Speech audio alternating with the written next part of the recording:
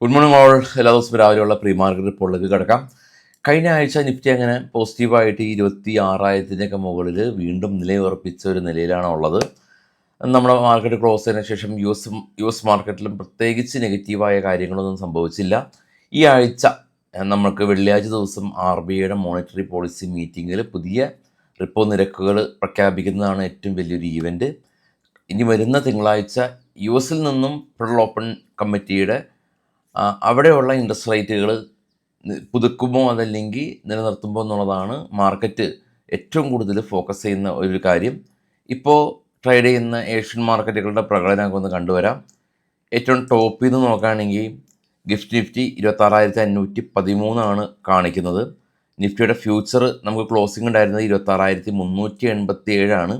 Gap up തന്നെയാണ് സൂചിപ്പിക്കുന്നത്. ഡോ future എന്നാൽ 155 പോയിൻറ്റ് നെഗറ്റീവാണ്. ബിറ്റ്കോയിൻ രാവിലെ തന്നെ $3,500 ഇടിവ് രേഖപ്പെടുത്തി. പിന്നീട് gold $4,234 per ounce. Australian market 25 പോയിൻറ്റിൻ്റെ ഇടിവ്.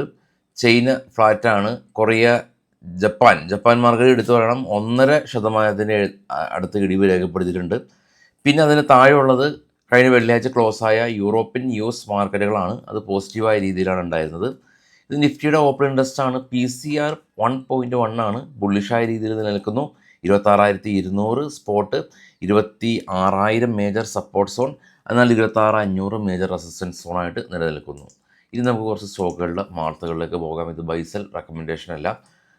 നമുക്ക് ഒരു ടെലഗ്രാം ചാനൽ, നമുക്ക് ഈ ഒരു നമ്മുടെ ഇൻസ്റ്റാഗ്രാം പേജ് തീർച്ചയായിട്ടും ഫോളോ ചെയ്യണം.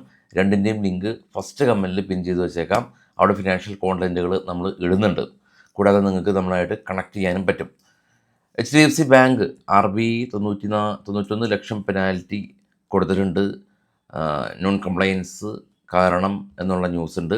JK ടയർ കമ്പനി ഇവർ മെർജ് ചെയ്യുകയാണ്, കാൻഡിഷ് ഇൻഡസ്ട്രീസായിട്ട് മെർജ് ചെയ്യുന്നുണ്ട്. അതിൻ്റെ റെക്കോർഡ് ഡേറ്റ് എല്ലാം തന്നെ December 24 ലെൻസ്കാർട്ട് നമ്മൾ കണ്ടിരുന്നു. ഇന്നലെ നെറ്റ് പ്രോഫിറ്റ് 19% ഉയർന്ന് 102 കോടി രൂപ കരസ്ഥമാക്കി.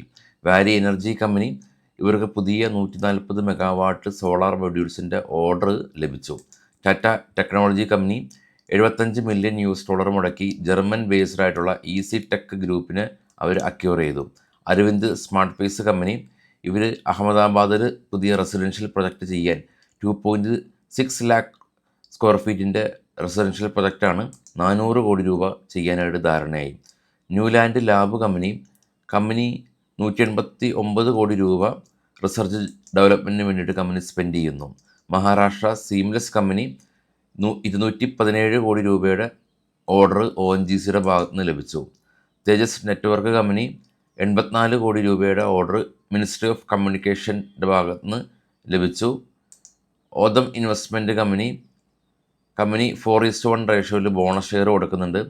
ഡൈനാമിക് കേബിൾ കമ്പനി $854 മില്യൺ ഒരു ഓർഡർ കമ്പനിക്ക് ലഭിച്ചതായിട്ടുള്ള കമ്പനി അറിയിച്ചു എന്നുള്ളതാണ് ഇപ്പോൾ നമ്മൾ കളക്ട് ചെയ്തിട്ടുള്ള ന്യൂസുകൾ. വൈകിട്ട് നമുക്ക് പോസ്റ്റ് മാർക്കറ്റൊക്കെ ആയിട്ട് എത്താം. എല്ലാവർക്കും വീണ്ടും ഒരു ശുഭദിനം. Thank you.